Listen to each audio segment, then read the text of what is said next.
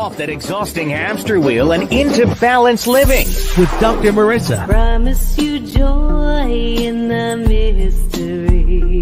Dr. Marissa, also known as the Asian Oprah. Her mission, to be a beneficial presence on the planet. Her purpose, to be your personal advocate to live, laugh, love, learn. Her life motto, don't die wondering. Take back your life with Dr. Marissa Pei.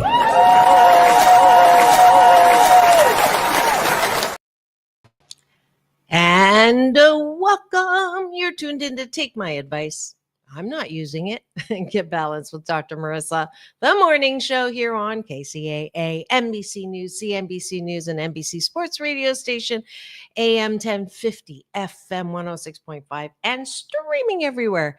iHeartRadio, Spotify, Stitcher, iTunes, TuneIn, Audible, Amazon Music, Tiki Live, Rumble, Podchaser, Streaker, Speaker, and more. And I am reflective right now.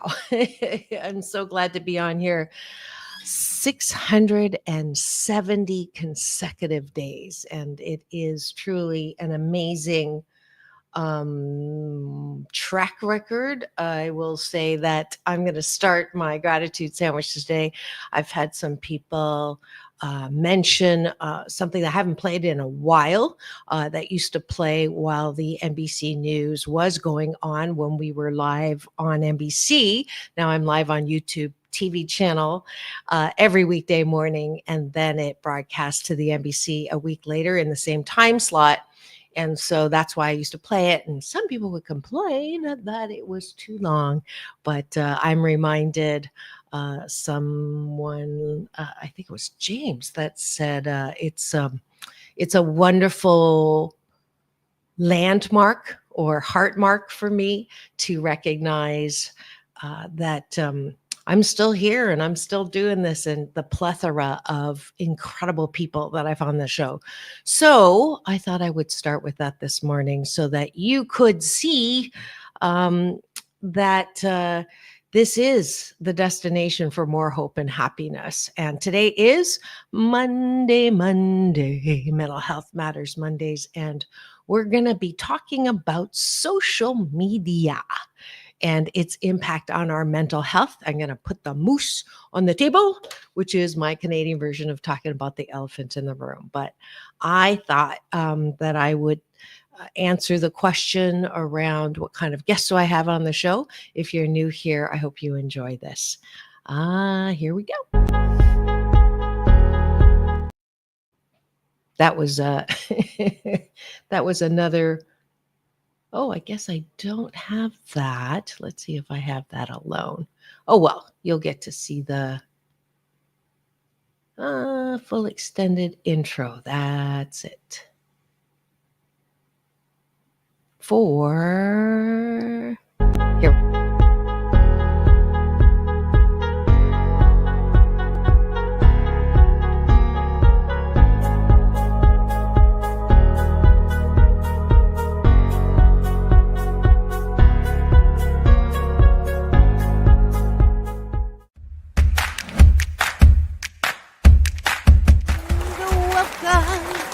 Tuned into my weekly talk radio TV show called Take My Advice.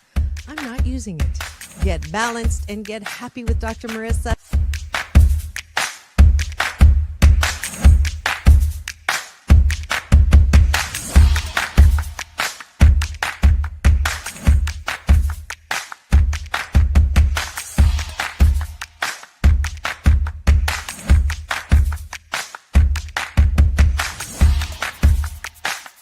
And this show is about hope and happiness.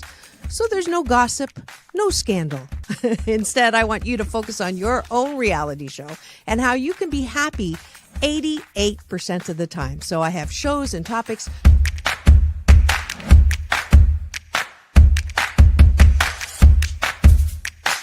Sunday, Monday, happy days.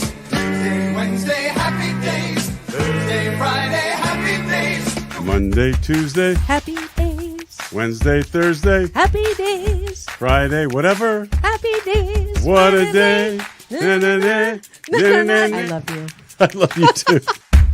best known as the mom from Happy Days, and she is a delightful 89-year young Marion Ross to my studio. Welcome, welcome, welcome. Dr. Marissa, this is such a treat for me. Oh. My goodness, you're a wonderment.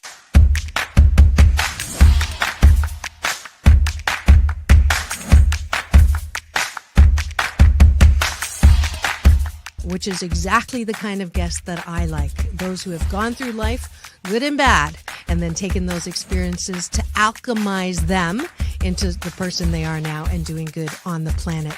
I'd like you to welcome Corey Feldman. If you're grateful for it and you say right away, thank you, God. Oh, my God, that's so beautiful. I'm so blessed. Thank you, thank you, thank you. Then guess what? More good things will come to you. Does this sound familiar at all?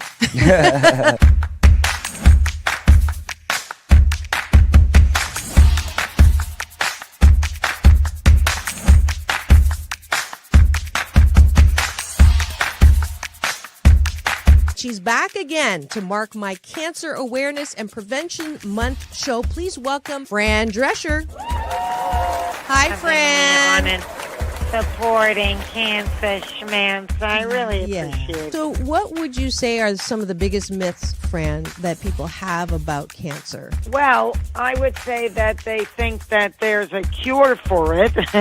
Okay. Instead of a cause for it.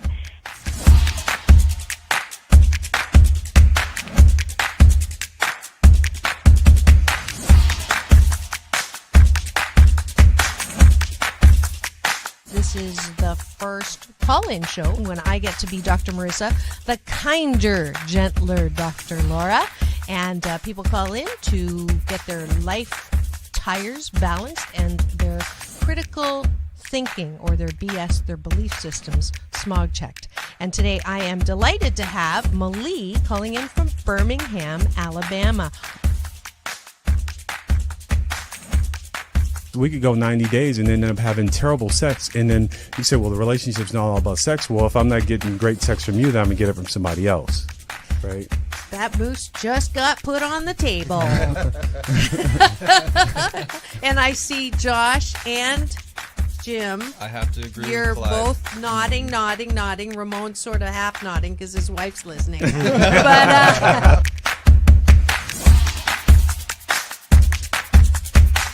I understood what was going to happen if Muhammad Ali's youngest daughter, made public that I was going to become a boxer. So I want to make sure this was the path that I wanted to go down. you are absolutely fabulous, beautiful inside and out.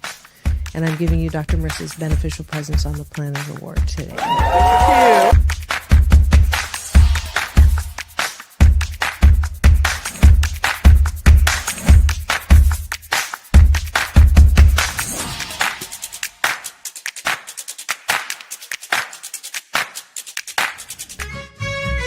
Just sit right back and you'll hear a tale of a fateful trip that started from this tropic point. When I go, I'm gone. Are you lonely? No. Nah, I knew that was going to be But the answer. I surround myself with people. I mean, I'm always the one cooking for things. Or I'm always the one that decorates first and come to my house. All the orphans that have no place. I'm going to have no place to go, so I Okay, can come okay, over. come on over. And life is so amazing if we can see it. Jump off that exhausting hamster wheel and into... And that is the extended intro. I'm glad you enjoyed that. It was actually really fun for me to review. This is consecutive week number 670, and it is a milestone. And I'm glad that James mentioned I haven't played that in a while, and I hope you enjoyed it as much as I did. And now it is time for breakfast. You know that I like to start every show with a good life habit, a hashtag Blisscipline that I hope that you continue with or without me in the morning, because instead of waking up, and I'll admit that, when the alarm goes off on my very smartphone, after I turn off the alarm, I have a split second to decide if I'm going to get up and go to the bathroom or get up and get my coffee or get up and start the hustle and bustle, or stay in bed. And then if I stay in bed, I have a choice of going to, I purposely don't have the news come up first now because then it might be an hour before I get up, because the tendency is to press this, and this, and continue reading about what happened in the academies last night, or what's going on in the world with war, or what's going on in the government and who did what, and all of that. I have a choice of that. I have a choice of going to my social media app and begin doing the MS, meaningless scrolling on, who's doing what, or who's, on what red carpet, or who's doing cool things that I'm not doing, or who went to a party that I wasn't invited to, or any of that on social, or who's who and the influencers and la, la, la, la, la.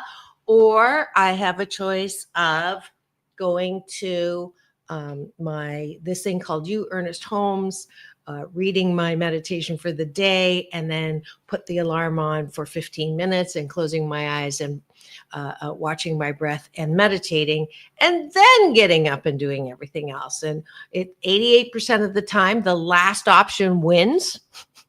And 12% of the time, I'm human, and I start the day in a way I don't want to. So I started this good life exercise on the show just in case I didn't start the day off in the best possible way. And I hope that you join me in doing this gratitudes on top of the bun, and then appreciation on the bottom of the bun. And that's called Breakfast with Dr. Marissa. And I do it with my co-hosts, whether they like it or not. I do it with my guests who don't know about it until I pop it to them at the beginning of the show. So I'm explaining it today because it is Monday, just in case you are new to the show. But it's also because it is probably the most powerful tool that I know for me to take responsibility for my own mental health. And on Mondays, we do talk about Mental Health Matters Mondays. That's the series. And so it is fitting to explain the first thing that I like to do in the morning, which is gratitude. Dr. Wayne Dyer, he's on the other side with my bonus mom, with my Chinese dad, with a number of people who I love. And he said, well, when he was in his body here, that if everyone started with 5 gratitudes every day, this world would be a really great place. And I am a little bit of an overachiever. And you know how I love the number 8 because it's a homophone for good fortune. I say 8 things to start the day in gratitude with. And then the bottom of the bun is appreciation. And I define that as gratitude turned inwards. And the reason why I do that is, again, one of the mental health foundations for good mental health is self-love, self-care, self-soothing, self-approval. And we don't do enough of that. I'm not talking about the extreme of I'm all that and I am, better than you, or I'm hot shiitake.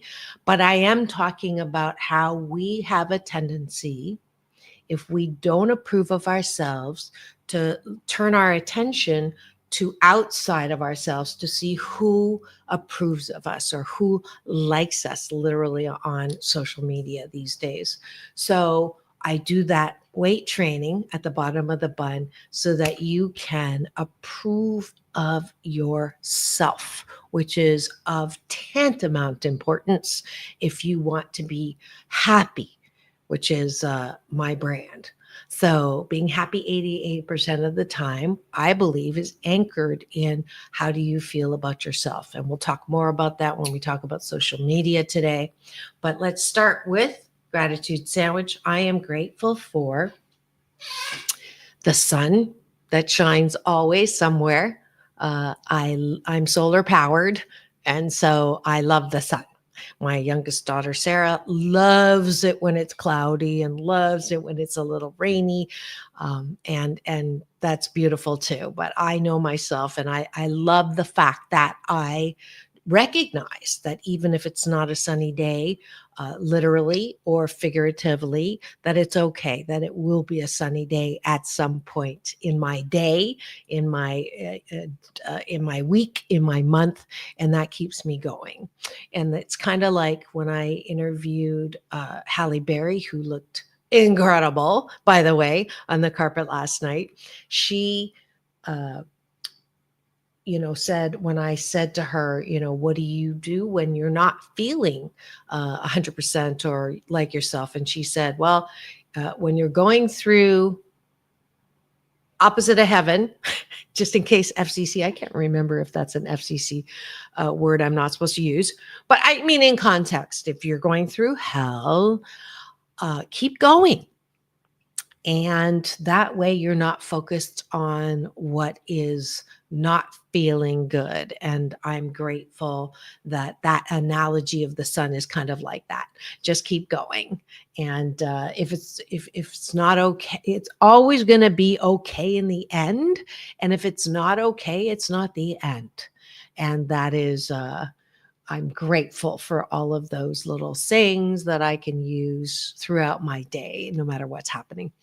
I am grateful that I've gotten closer to my bonus sisters this past year, and that I feel like I really do have support that I've never had sisters, and that's the benefit of family of choice, and especially during this time, because my bonus mom passed a week ago, Saturday, and I'm grateful for the love of my bonus family that is helping provide some balm to this heart that hurts a bit from the missing of Dolores in her physical body, but at the same time, I'm comforted in knowing that she is on the other side.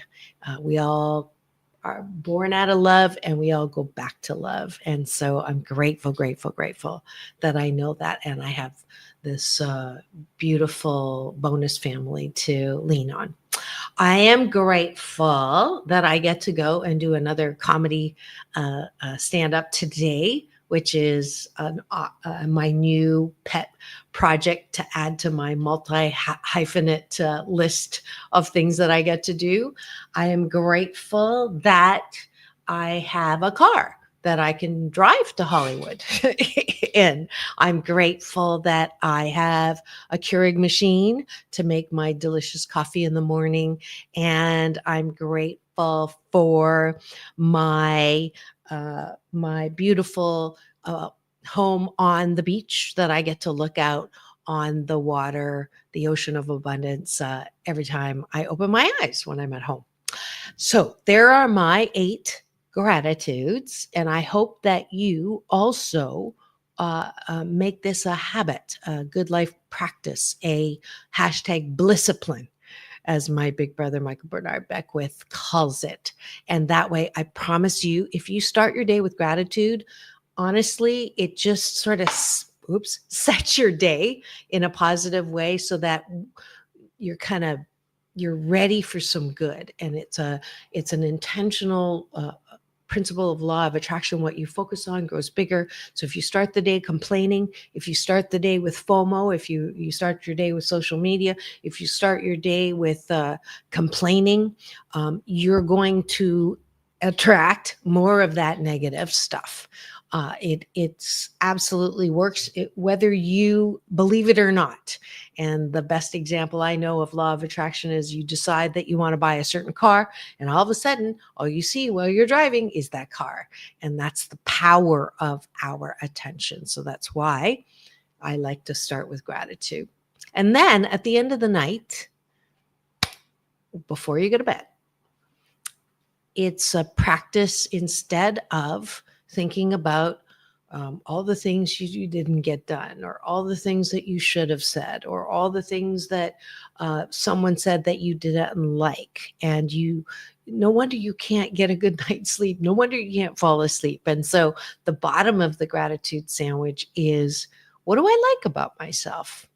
And that wasn't easy. It's not easy for my co-hosts. They hate this part of the exercise at the beginning. I didn't like it either because I was taught not to be full of myself, not to toot my own horn.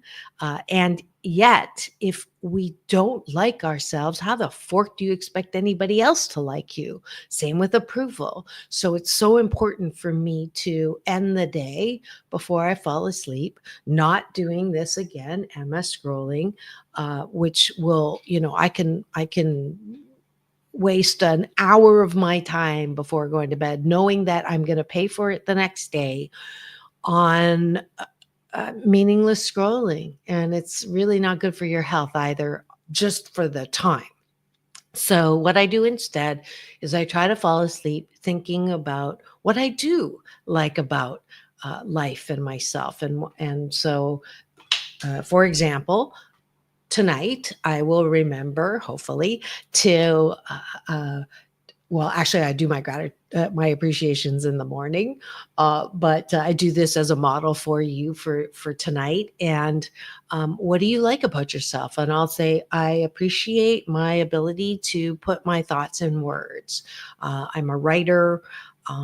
Those of you who don't know, actually, this is the Asian Oprah giveaway for today. Every Monday for Mental Health Matters Mondays, I give this away because this is 8 Ways to Happiness. And all that I talk from and about springs from my own experience with happiness and unhappiness. And so I take a lot of Happy 88 tools from that book that I put in there, not as a psychologist telling you how to be happy, but as one of the 7 out of 10 of us who had childhood trauma, who thought that they would really never be happy. I really didn't think even being or achieving or having the things that should make you happy, I still wasn't happy on the inside. And so that book was born out of my own experiences on how to be happy no matter what and choose happiness. So I appreciate my ability to put those thoughts and experiences into writing. And I just came out with an article in this little publication here called the ACCA Journal, and it's a fabulous, beautiful, slick, and pretty magazine out of Beverly Hills, ACCA article. I'm the featured article on attracting happiness, and this last magazine drop, I got to talk about happiness in relationships. And before that, it was about the attracting happiness. So interestingly enough, my grade 9 English teacher said I was a horrible writer. And I haven't thought about that in a while. And then my dissertation chair also was not really happy with my writing, but through knowing that it was not my forte, I honed it and worked at it and took direction, and am truly, truly appreciative of my ability to write and actually get paid for it. So I like that about myself. And when people say I'm not a good writer, 88% of the time I am. And at the same time, I will make mistakes. People will point out how I misspelled something or the grammar wasn't perfect. And instead of beating myself up, I say, well, 12% of the time, I'm not a good writer, but most of the time I am. I appreciate my ability to laugh, and often, and at myself. Those are 3 right there. I appreciate my ability to see the best, especially around me. It's not as easy to see the best in people, especially when they are criticizing me or being mean to me or talking about me behind my back or in front of my friend. I work at that. I'm 88% good at forgiving. Often and much.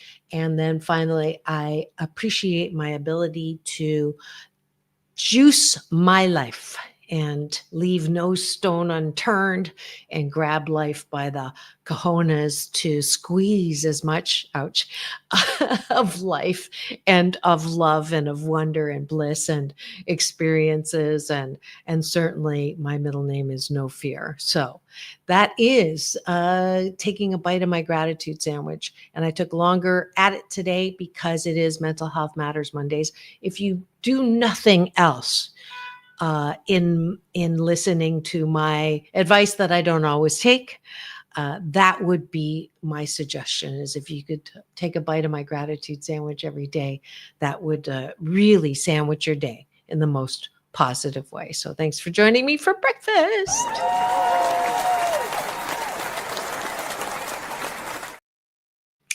And now for the topic of the day, which I forgot to announce in my story. Everything is awesome is what it says. But the topic today is social media and its impact on our mental health. So if you have any opinions on that, or questions, or belief systems, BS that you want to share on my comment section, I would love that. I see eyeballs rolling in. Always happy to have you here tuned in to the show about hope and happiness. So we are going to, as usual, first half talk about the reality of whatever the topic is and the reality of social media. This topic was actually picked out by a friend. She's a new friend. She's a friend of my BFF salsa in my love burrito friend Anne-Marie. And I had asked what is something that she believes is affecting our mental health in a negative way. And she pointed out in her experience, it has been social media.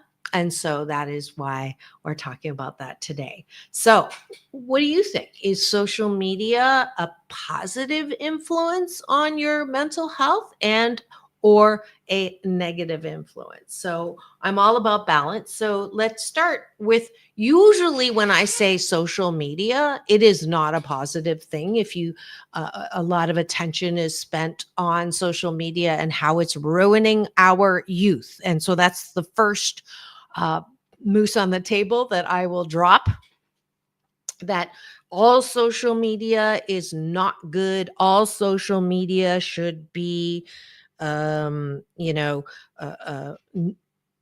away with. Don't have your kids on social media. Don't let them, give them an account. Don't let them spend time on the phone, and don't let them have access till a certain age, or even never. So there's plenty written, and I did my let me just do this right now real quick. On live now. Some people like to talking about social media. Here's a good thing about social media. It does allow you to notify and tell people that you are around and available. So that's a positive thing. Social media is positive for people who are entrepreneurs, people who are influencers, people who whose jobs, like for me, it's a necessary evil, I say, because I have to have, and unfortunately am judged by the numbers that I have, which I fight against every day, because large numbers are bought. I don't know anybody who does not buy numbers, who has a lot of numbers, and I'll stand by that. And I refuse to play that game. And the good news is, I recently was screened, or was looked at, and I try not to invite guests who actually ask what my numbers are before they agree to come on the show or not. But it is what it is, and I did pass that screening. So apparently I have enough to qualify. But I do really, really, really not like that aspect, because everybody is important. Everybody has a unique gift, talent, and ability, regardless of how many likes they have or have not. And I that part is negative. So I'll balance out the positive. It's free advertising, but on the other hand, it's used as a measure for people's importance, and I don't like that at all. Another thing that is good about social media, it allows a connection with people who you normally wouldn't have a connection with. I mean, you can have friends instead of, remember pen pals? Millennials, you can look that up. I'm showing my hashtag agelessness, not. But pen pals, or you would have a city adopt another city, and that was the way to communicate across country borders, or someone who was on the other side of the world. Which a beautiful thing about social media is you can meet people from everywhere, and you can carry on a very good relationship with people from everywhere. Borders, travel are no longer issues for connection. So that's a positive thing.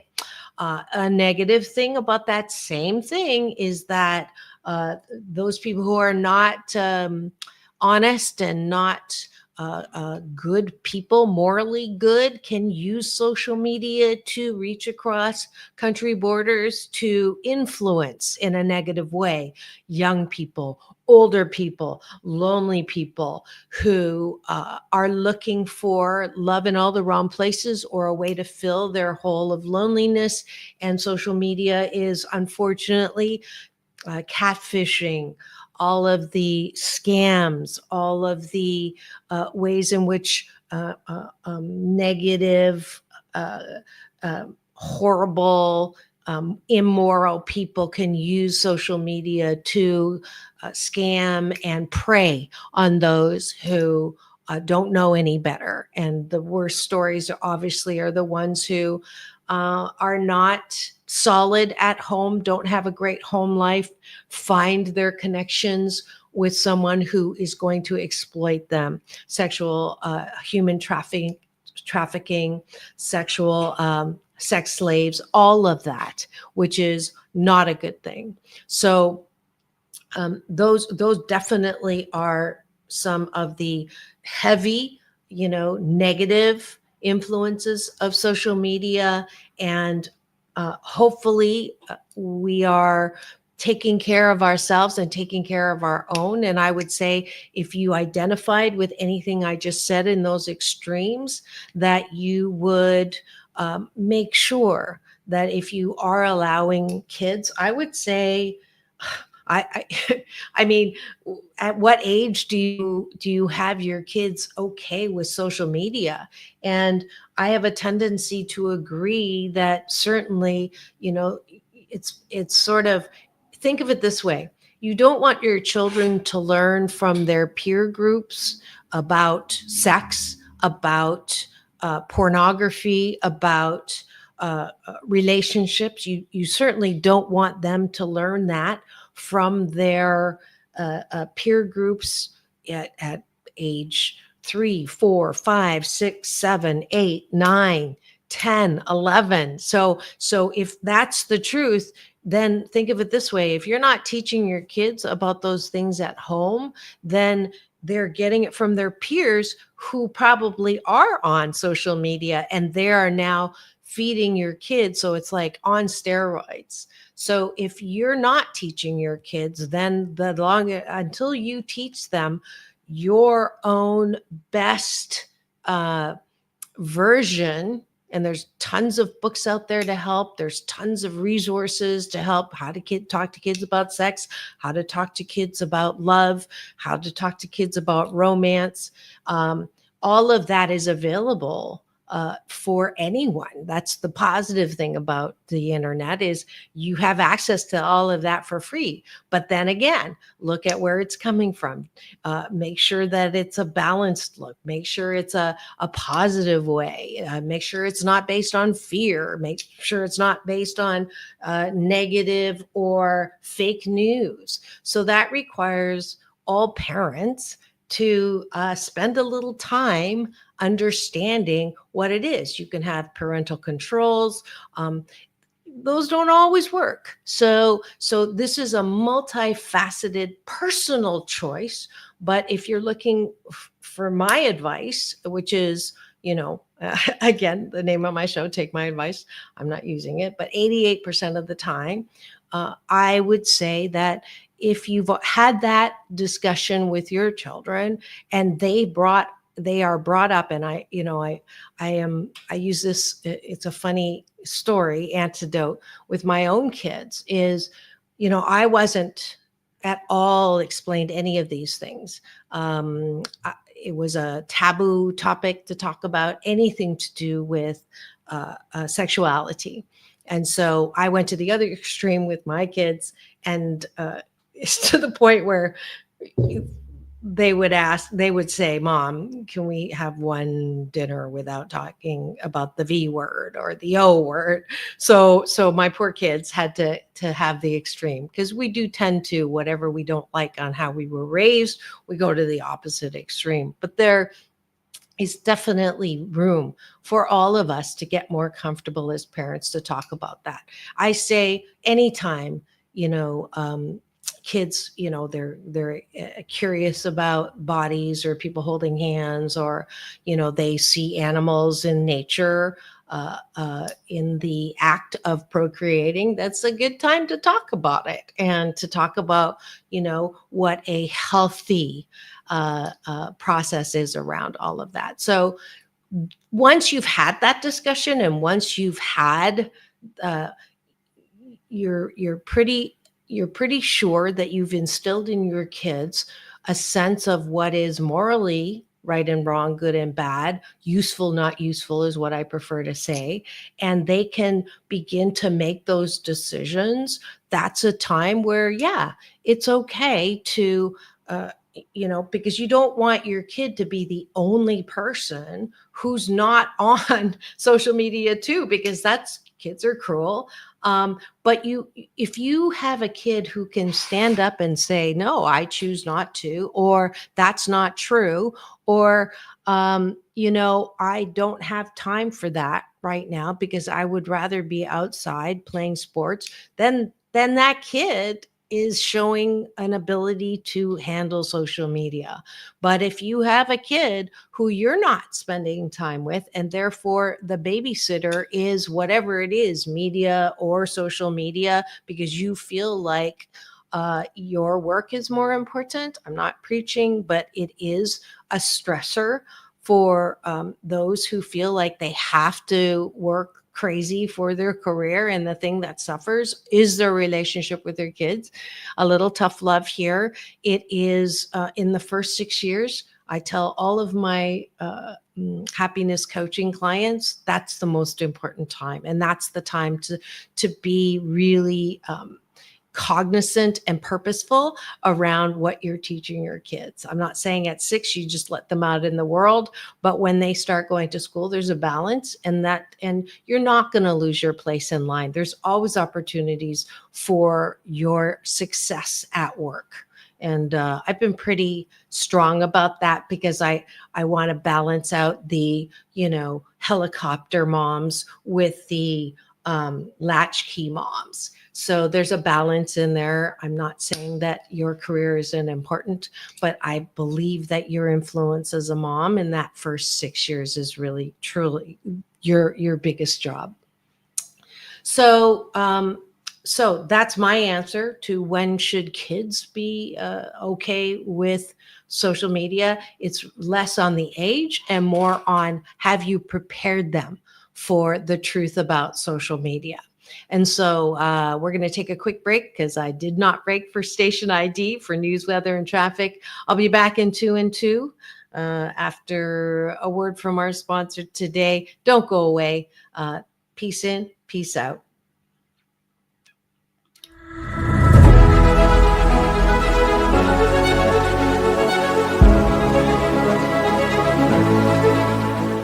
What if conforming to the world was exploring the world? What if the question, "What do you want to be when you grow up, little girl?" turns into, how many streets of life do you want to explore?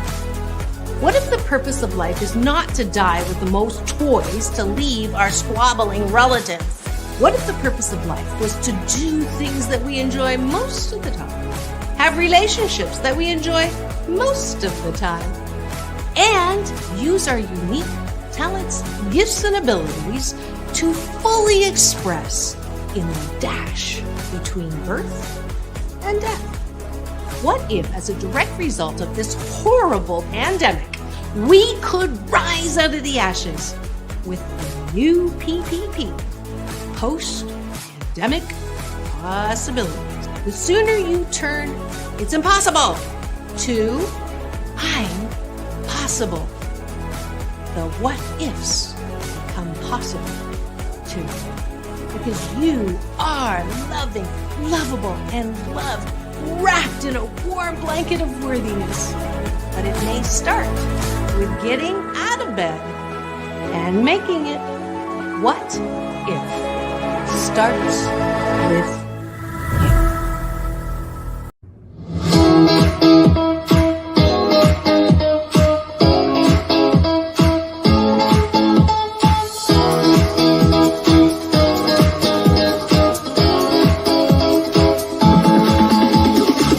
Take back your life with Dr. Marissa Pei.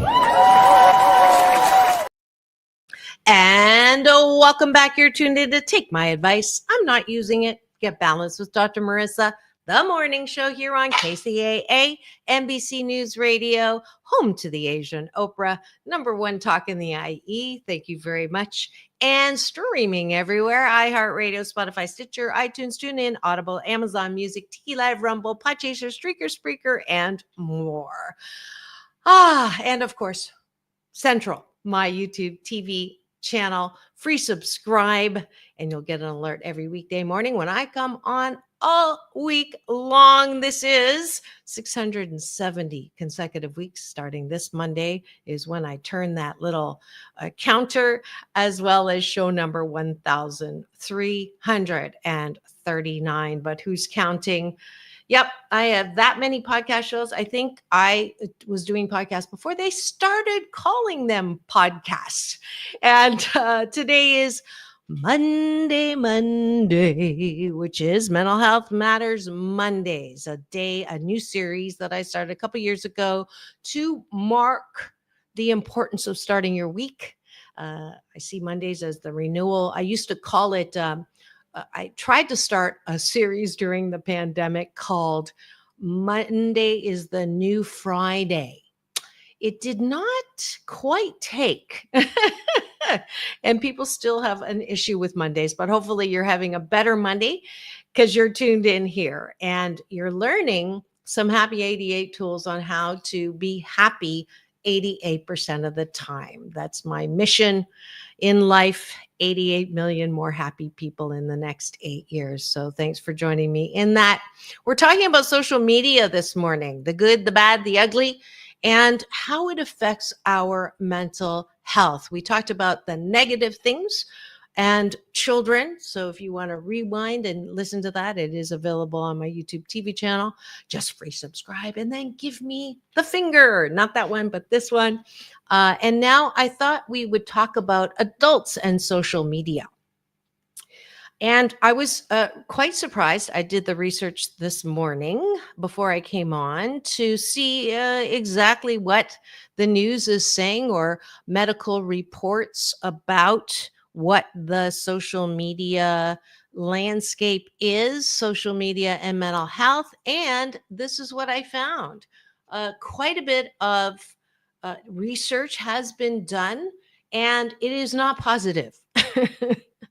Almost all the time it is negative. So then we ask ourselves, we should have more rules around social media, more, controls on social media. This one, Ann E. Casey Foundation, scientific evidence, how it affects your mental health, McLean Hospital, Help Guide. There's a lot here. I'm going to go to where my daughter, my younger daughter, went to school, UC Davis, to look at what they're saying, impact on our mental health, and tips to use it safely. Okay. Facebook, TikTok, and other social media is part of our normal routine. 2023, there was estimated 4.9 billion social media users worldwide. The average person spends 145 minutes on social media every day. So that's 2 hours and 25 minutes. That is quite the number. I'm not going to say that I'm surprised. I actually spend more than that. People who like my friends are kind of annoyed when I am, but it is part of my work. So that's my excuse and I'm sticking to it. Social media can negatively impact our overall well-being by fueling, here we go, anxiety, depression, loneliness, and FOMO, fear of missing out. These issues are especially prevalent in teens and young adults. And I would guess that they spend more time on social media than the older adults. But it's here to stay. So saying just stay off of it, just delete your account is really, for most people, not, excuse me, an option. So here we go. Feelings of anxiety. The addictive nature of social media activates the brain's reward center by releasing dopamine. This is a feel-good chemical linked to pleasurable activities. When we post something, our friends and family can like it, giving us a boost of dopamine. However, when we don't get the likes, remember my gratitude sandwich, looking for likes in all the wrong places, it can impact our sense of self and adequacy. So the number one thing that I hear in social media is that it's not real because you're posting the best. Like everybody's kind of like that first 3 months of dating, my first trimester in my pregnancy model of relationships. The first 3 months, everything is good. Everything is beautiful. So social media is really showing, like I'll put it in different classifications. The posts are either showing off, right? Or putting down.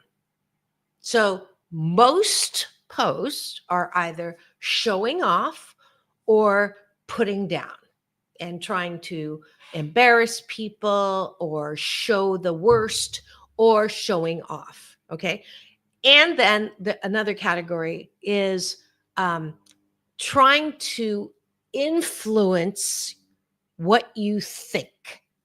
So there's another, the posts that are pro someone, the posts that are con someone, or an issue, pro the issue or con the issue.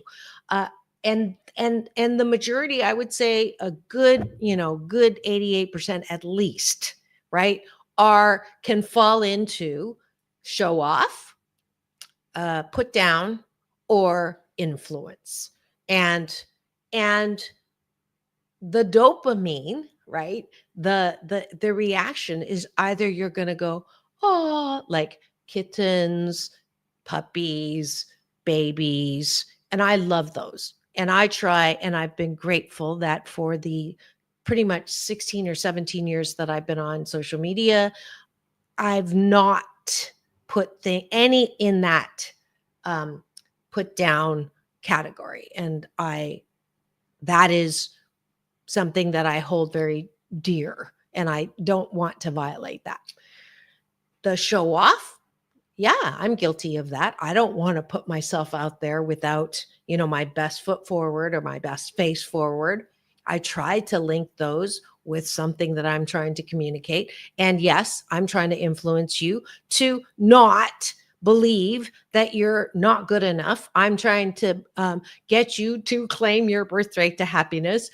I'm trying to get you to like yourself more. I'm trying to get you to use your power of choice to believe that life is good instead of saying that life sucks. Yeah, that's what I'm trying to influence you on. So I'm guilty of that. but it is a strategy because that's my part of my Happy 88 mission. So if you are a social media, I'm going to have two things. One is tips for people who are posting, and one for people who are consuming. So the deliverers or the givers, I call myself a giver on social media. I'm a giver and a lover, and I'm not a receiver and a hater.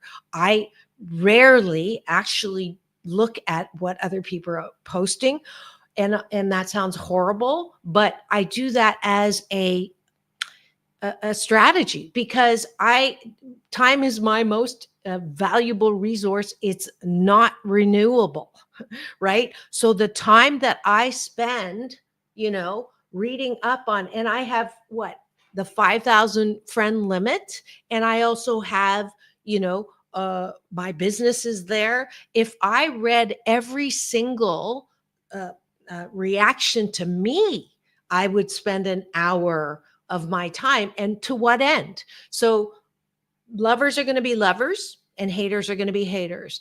And if you are a giver or a deliverer on social media, the more time you spend reacting to the one hater instead of really appreciating the 99 compliments you're getting. So the 99 positive people, I can't even, I don't have time necessarily to respond to them either. But it's really interesting how if you are active on social media as a giver, as a poster, and you are, you're parting all the likes, and then you spend 15, 30, an hour responding to the one person who disagrees with you, and you can get in a war that will take another hour of your time that you cannot get back, that you could be creating and do something else, or outside and taking a walk, or whatever it is, creating a film, PPP, post-pandemic possibilities, the trailer I showed,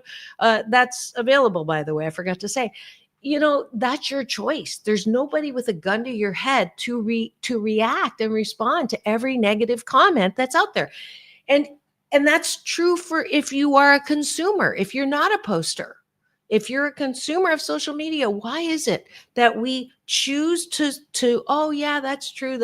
And then the one person that disagrees with whatever opinion is being put out, you're going to start a war. And yes, if you are, I am drama, therefore I am, then yeah, go ahead.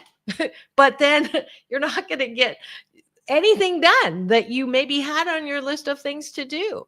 Instead of doing that, wouldn't it be great if you sent a text to someone who you don't talk to often, but you think the world of them, but they don't really know, and do that instead with that time, or learn a new recipe, or go onto YouTube and learn a new skill, or learn musical instrument, or write a story yourself and practice your writing skills. There's so many things we can do instead of using your writing skills to make an argument for someone who disagrees with you, who you are never going to get them to agree with you.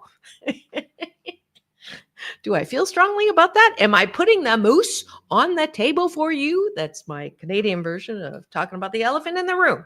So there's my advice. If you want more time, people who say to me, I don't have enough time. And then I'll ask them, how much time do you spend reacting on social media? And they're, okay. So this is no one's holding a gun to your head to react on social media. It is one of my pet peeves that when people say, I don't have time, I don't believe them, because I see the time that they take responding to everybody's negative comment. So a little bit of tough love on that. And we're out of time. So hopefully you've enjoyed today's show on Mental Health Matters Mondays, talking about social media, the 88% negative effect it does have. And I'm asking everyone, if you want to claim your birthright on happiness, monitor your own time. What are you doing on social media? If you are not happy, if you're negatively reacting, it's time for you to step away from the device. That's my final word. Thanks for joining me. Fabulous week this week on Take My Advice on I'm Not Using It, Get Balanced with Dr. Marissa. We have guests, co-hosts all week. So keep it tuned here. Thanks for joining me. It's all about balance. Peace in, peace out. World peace through inner peace. Now go and have the best day ever. I'll see you tomorrow.